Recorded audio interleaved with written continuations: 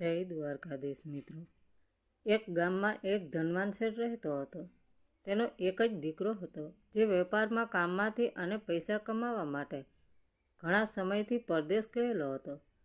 શેઠના ઘરમાં ધન સંપત્તિની કોઈ કમી ન હતી। ઘરમાં બધી જ સુખ સુવિધાઓ હતી। શેઠની વહુ ખૂબ જ ચતુર, સમજદાર, સુંદર અને સંસ્કારી હતી।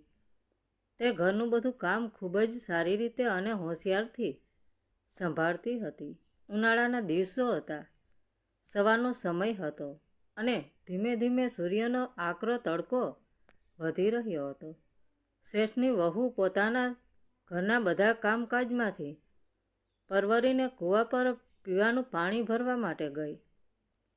કૂવો તેમના ઘરથી થોડેક દૂર આવેલો હતો। વહુએ કૂવા પર પહોંચીને પોતાના માટીના ઘડામાં ધીમે ધીમે પાણી ભર્યું। જ્યારે ઘડો કાંઠા સુધી પાણીથી પૂરેપૂરો ભરાઈ ગયો, એટલે તેણે મહેનત કરીને તે ઘડાને ઊંચકીને કૂવાની પાળ પર મૂક્યો। કૂવામાંથી પાણી ખેંચવાને કારણે અને ગરમીના લીધે તેને થોડો થાક લાગ્યો હતો। તેથી તેણે વિચાર્યું કે લાવ, ઘડો માથે મૂકતા પહેલાં થોડી વાર આરામ કરું અને ઠંડા પાણીથી મારા હાથ મોં ધોઈ લઉં, જેથી થોડી રાહત મળે। તે કૂવાની પાળ પાસે ઊભી રહીને પોતાના હાથ અને મોં ધોઈ રહી હતી। બરાબર તે જ સમયે ત્યાં દૂરથી ચાલીને આવતા 4 વટેમાર્ગુઓ એટલે કે મુસાફરો આવી પહોંચ્યા। તે ચારેય મુસાફરો લાંબી મંજિલ કાપીને આવ્યા હતા। તેઓ ખૂબ જ થાકેલા અને તરસ્યા દેખાઈ રહ્યા હતા। ઉનાળાની સખત ગરમીના કારણે તેમના ગળા સુકાઈ રહ્યા હતા અને તેમને ખૂબ જ તરસ લાગી હતી। મુસાફરોએ કૂવો અને કૂવાની પાળ પર મૂકેલો પાણીનો ભરેલો ઘડો જોયો એટલે તેમના જીવમાં જીવ આવ્યો।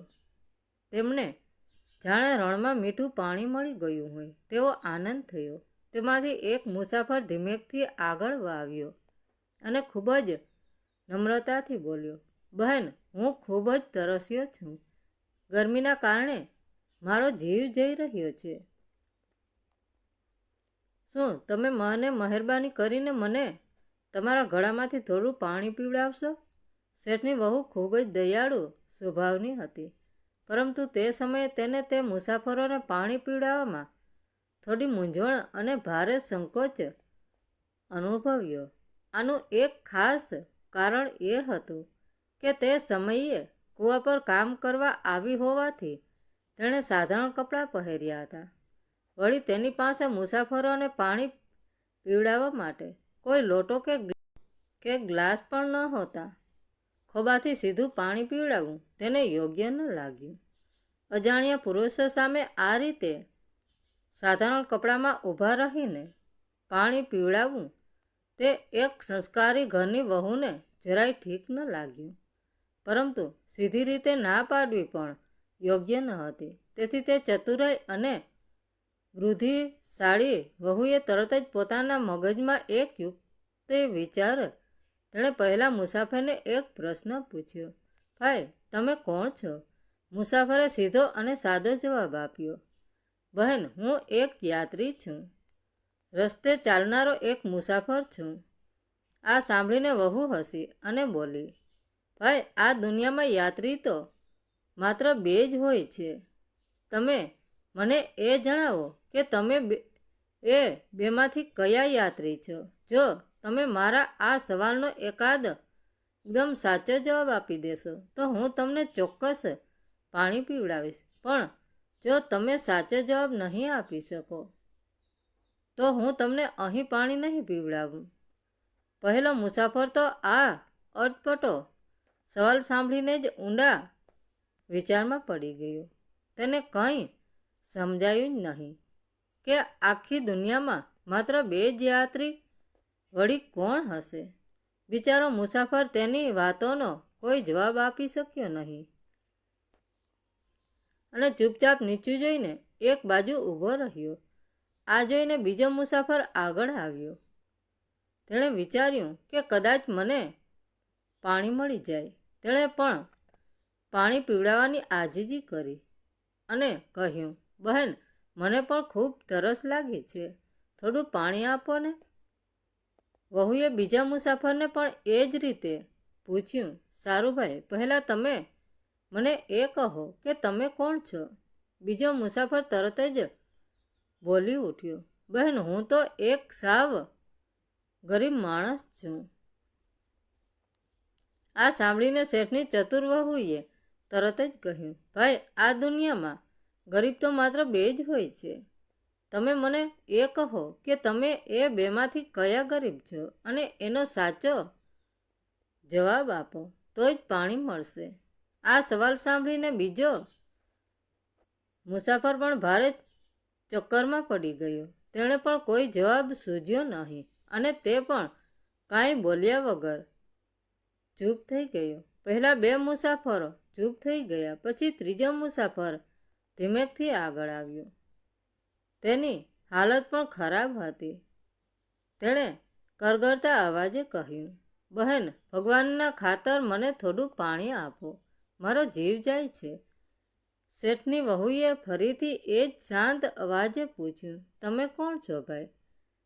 ત્રીજો મુસાફરે વિચાર્યું કે પહેલા બેઈએ મોટા મોટા જવાબો આપ્યા, એટલે હું કંઈક અલગ જ કહું.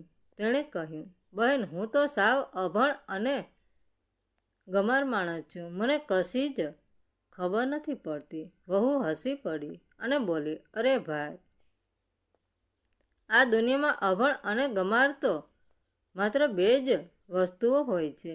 તમે એ બેમાંથી કયા છો? મને સાચો જવાબ આપો, તો જ હું તમને પાણી પીવડાવીશ. બિચારો ત્રીજો મુસાફર પણ માથું ખંજવાળતો રહી ગયો અને કશું બોલી શક્યો નહીં. હવે માત્ર ચોથો મુસાફર બાકી રહ્યો હતો. તે આગળ આવ્યો અને વિનંતી કરતા બોલ્યો, બહેન, મહેરબાની કરીને મને થોડું પાણી આપો ને. તરસ્યાને પાણી પાવું એ તો બહુ મોટું પુણ્ય કામ છે. ચતુર વહુએ તેને પણ એ જ સવાલ કર્યો, ભાઈ, તમે કોણ છો? ચોથો મુસાફર પોતાની ખીજ છુપાવતા અને થોડા કટાક્ષ સાથે બોલ્યો, બહેન, હું તો આ દુનિયાનો મોટામાં મોટો મૂર્ખ છું. બસ હવે મને પાણી આપો. વહુએ શાંતિથી જવાબ આપ્યો, ભાઈ, તમે મૂર્ખ તો આ દુનિયામાં માત્ર બે જ હોય છે. તમે મને એ જણાવો કે તમે એ બેમાંથી કયા મૂર્ખ છો? ચોથો મુસાફર પણ આ સવાલનો કોઈ જવાબ આપી શક્યો નહીં. ચારેય મુસાફરો નિરાશ થઈને પાણી પીધા વગર જ આગળ ચાલવા લાગ્યા. તેમને જતા જોઈને દયાળુ વહુને તેમની દયા આવી. તેણે તેમને ઊભા રાખ્યા અને કહ્યું, ભાઈઓ, અહીંથી થોડે દૂરે જ મારું ઘર છે. તમે બધા ત્યાં આવો. હું તમને મારા ઘરે માનભેર પાણી પીવડાવીશ. ચારેય મુસાફરો ધીમે ધીમે તેના ઘર તરફ ચાલવા લાગ્યા. બીજી બાજુ વહુએ ફટાફટ પાણીનો ઘડો ઉપાડ્યો અને ટૂંકા રસ્તેથી ઝડપથી પોતાના ઘરે પહોંચી ગઈ. ઘરે જઈને તેણે પાણીનો ઘડો યોગ્ય જગ્યાએ મૂક્યો અને સરખા કપડાં પહેરીને વ્યવસ્થિત થઈ ગઈ. થોડી જ વારમાં પેલા ચારેય મુસાફરો પણ તેના ઘરના દરવાજે આવી પહોંચ્યા. વહુએ તેમને આવકાર આપ્યો, તેમને બેસાડ્યા, ગોળ આપ્યો અને પછી ઠંડુ પાણી પીવડાવ્યું. પાણી પીને મુસાફરોને બહુ શાંતિ મળી અને તેઓ વહુનો આભાર માનીને પોતાના રસ્તે આગળ વધી ગયા. પરંતુ આ બધી ઘટના વખતે શેઠ ઘરમાં જ હતા અને એક ખૂણે બેસીને આ બધું જોઈ રહ્યા હતા. પોતાના દીકરાની ગેરહાજરીમાં વહુ અજાણ્યા પુરુષોને ઘરે બોલાવે છે, તેમને પાણી પીવડાવે છે અને તેમની સાથે હસી મજાક કરીને વાતો કરે છે. એ જોઈને શેઠને બહુ જ દુઃખ થયું અને ગુસ્સો પણ આવ્યો. તેમને વહુ પર શંકા થવા લાગી. શેઠે મનોમન વિચાર્યું, મારો દીકરો તો વેપાર કરવા પરદેશ ગયો છે અને આ વહુ મારી પાછળ આવા ધતિંગ કરે છે. મારી હાજરીમાં પણ તેણે જરાય શરમ નથી આવતી. તો મારી ગેરહાજરીમાં શું શું કરતી હશે. ના, આ વાતને આમ જ ન છોડી શકાય. મારે આનો કંઈક ઉપાય કરવો જ પડશે. શેઠે નક્કી કર્યું કે તે આ મામલો સીધો રાજા પાસે લઈ જશે. ગુસ્સામાં ને ગુસ્સામાં શેઠ સીધા રાજાના દરબારમાં પહોંચ્યા. રાજાને બધી વાત વધારીને કહી સંભળાવી.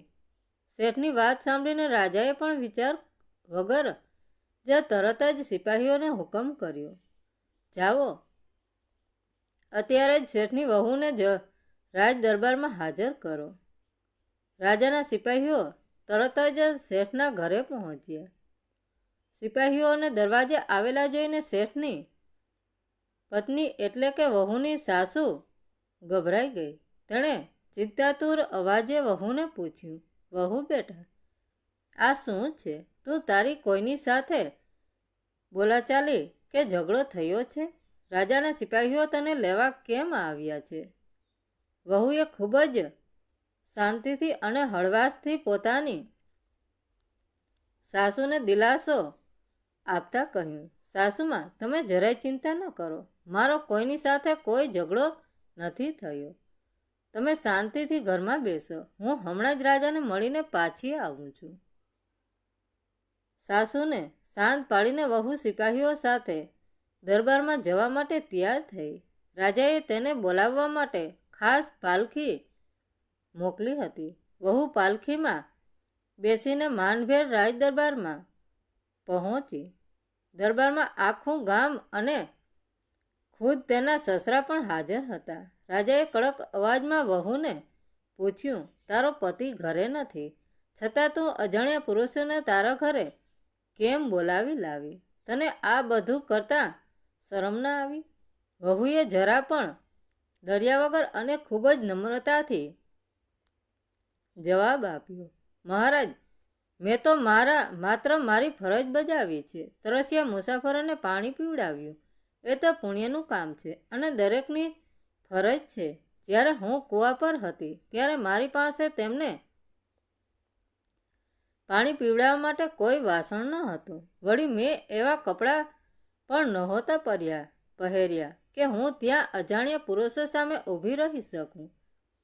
તેથી મેં તેમને મારા ઘરે આવવા કહ્યું, જેથી હું તેમને માનથી અને સારી રીતે પાણી પીવડાવી શકું. પરંતુ મેં તેમને સીધે સાધા ઘરે નહોતા બોલાવ્યા. મેં તેમને કેટલાક પ્રશ્નો પૂછ્યા હતા અને જ્યારે તેઓ એ પ્રશ્નોના જવાબ ના આપી શક્યા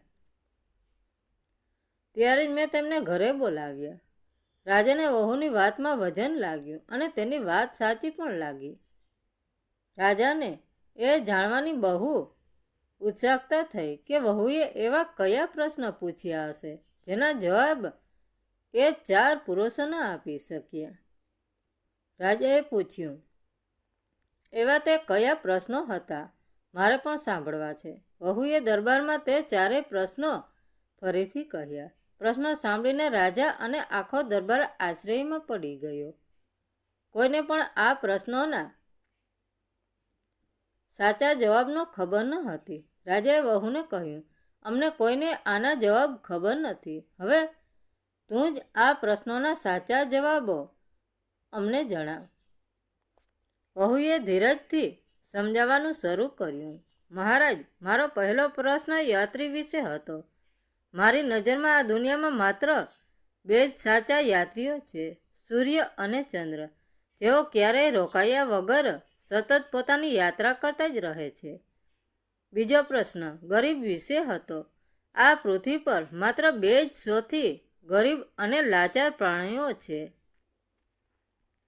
એક ગાય અને બીજી વહુ. કારણ કે આ બંનેને જેમના ઘરે બાંધી દેવામાં આવે છે તેઓએ ત્યાં જ આખી જિંદગી કાઢવી પડે છે. તેઓ પોતાની મરજીથી ક્યાંય જઈ શકતા નથી. મારો ત્રીજો પ્રશ્ન અભણ અને ગમાર વિશે હતો. દરેક માણસની સાથે 2 વસ્તુઓ હંમેશા અભણ અને ગમારની જેમ વર્તે છે. ભોજન અને પાણી. માણસ ગમે તેટલો ભણેલો કે અમીર હોય પણ ભૂખ અને તરસ તેને ક્યારેય છોડતા નથી. છેલ્લે વહુ થોડી વાર રોકાઈ અને પછી ધીમેકથી બોલી. અને ચોથો માણસ પોતાની જાતને મૂર્ખ કહેતો હતો. મેં તેને કહ્યું કે મૂર્ખ તો માત્ર બે જ હોય છે, પણ તે જવાબ ના આપી શક્યો. રાજાએ ખૂબ જ આશ્ચર્યથી પૂછ્યું, શું તારી નજરમાં આ દુનિયામાં માત્ર બે જ મૂર્ખ છે? વહુએ હિંમતભેર જવાબ આપ્યો, હા મહારાજ. આ સમયે અને આ ઘડીએ મારી નજરમાં માત્ર બે જ મૂર્ખ છે. રાજાએ આતુરતાથી પૂછ્યું, તો જલ્દી બતાવ કે એ બે મૂર્ખ કોણ છે? વહુએ કહ્યું, મહારાજ, જો તમે મને વચન આપો કે તમે મને કોઈ સજા નહીં કરો, તો જ હું એ બે મૂર્ખના નામ જણાવીશ. રાજાએ તરત જ તેને અભયદાન આપ્યું અને કહ્યું, હું તને વચન આપું છું કે તને કોઈ સજા નહીં થાય. તું નિસંકોચ થઈને એ બે મૂર્ખના નામ કહે. રાજાનું વચન અને અભયદાન મળ્યા પછી વહુમાં હિંમત આવી. તેણે આખા દરબારમાં નજર ફેરવી. બધા લોકો આતુરતાથી તેની સામે જોઈ રહ્યા હતા કે હવે આ વહુ કોના નામ આપશે. વહુએ ધીમેથી પોતાના સસરા તરફ હાથ જોડ્યા અને કહ્યું, મહારાજ, મારી નજરમાં પહેલા મૂર્ખ મારા આ સસરાજી છે. તેમણે મારા પર શંકા કરી, પણ મને એકવાર પૂછવાની તજદીદ પણ ન લીધી. જો તેમને મારા વર્તન પર શંકા હતી તો તેમણે પહેલાં મને ઘરમાં જ પૂછવું જોઈતું હતું. જો તેમણે મને પૂછ્યું હોત તો મેં તેમને બધી સાચી વાત જણાવી દીધી હોત, પણ તેમણે એવું ન કર્યું અને સીધા અહીં દરબારમાં આવીને ફરિયાદ કરી. આવું કરવાથી તેમણે આખા ગામ વચ્ચે પોતાના જ ઘરની અને પરિવારની આબરૂ ખરાબ કરી. ઘરની વાત ઘરમાં જ પતાવવી જોઈએ, પણ એમણે વગર વિચાર્યે આ પગલું ભર્યું, એટલે તેઓ પહેલા મૂર્ખ છે. વહુની આ વાત સાંભળીને સસરાને પોતાની ભૂલ સમજાઈ ગઈ. તેમને ખૂબ જ પસ્તાવો થયો અને શરમથી તેમનું માથું નીચું નમી ગયું. તેમણે આખા દરબાર વચ્ચે પોતાની વહુની માફી માગી. વહુ સમજુ હતી એટલે તેણે કંઈ કહ્યું નહીં અને ચૂપ રહી. હવે રાજાનો વારો હતો. રાજાએ પૂછ્યું, સારું, હવે એ કહે કે બીજો મૂર્ખ કોણ છે? વહુએ સીધું રાજાની આંખોમાં જોઈને નિડરતાથી કહ્યું, મહારાજ, બીજો મૂર્ખ ખુદ આ રાજ્યનો રાજા છે, એટલે કે તમે પોતે છો. મારા સસરાએ તો ગુસ્સામાં આવીને ફરિયાદ કરી દીધી, પણ તમે તો રાજા છો. તમારે તો ન્યાય કરતાં પહેલાં બંને પક્ષની વાત સાંભળવી જોઈએ. તમે એક સન્માનિત ઘરની વહુને કોઈ પણ પ્રકારની તપાસ કર્યા વગર કે કાંઈ પણ વિચાર્યા વગર સીધા આખા દરબારમાં અપરાધની જેમ બોલાવી લીધી. તમે મારી ઇજ્જત કે આબરૂનો જરાય ખ્યાલ ન કર્યો. વગર વિચારે અને સત્ય જાણ્યા વગર ઉતાવળમાં નિર્ણય લેનાર રાજા એ મારી નજરમાં બીજો મૂર્ખ છે. પોતાની જાતને મૂર્ખ કહેવાતી સાંભળીને રાજા ગુસ્સાથી લાલચોળ થઈ ગયા. તેમને પહેલાં તો બહુ જ ક્રોધ આવ્યો, પણ પછી તરત જ તેઓ શાંત પડ્યા અને વિચાર કરવા લાગ્યા. તેમને વહુની વાત સાવ સાચી લાગી. તેમને પોતાની ઉતાવળ અને ભૂલ સમજાઈ ગઈ. રાજાને વહુની બુદ્ધિ, ચતુરાઈ અને નિડરતા ખૂબ ગમી. તેમણે વહુની ખૂબ પ્રશંસા કરી અને કહ્યું, તારી વાત સાવ સાચી છે. મારી ઉતાવળના કારણે મેં ભૂલ કરી છે. તું ખૂબ જ સમજદાર અને ચતુર છે. રાજાએ પોતાની ભૂલ સ્વીકારી અને વહુને ઘણું બધું ઇનામ અને ભેટ આપીને પૂરા સન્માન સાથે પાછી ઘેર તેના ઘરે મોકલી. આ વાર્તા આપણને શીખવે છે કે ક્યારેય અધૂરી વાત સાંભળીને કે વગર વિચારે ઉતાવળમાં કોઈ નિર્ણય ન લેવો જોઈએ. સાચી હકીકત જાણ્યા વગર કોઈના પર ખોટી શંકા ન કરવી જોઈએ. મિત્રો, વાર્તા કેવી લાગી? સારી લાગી હોય તો કોમેન્ટ કરીને જરૂર જણાવજો. ધન્યવાદ મિત્રો. રાધે રાધે. જય દ્વારકાધીશ.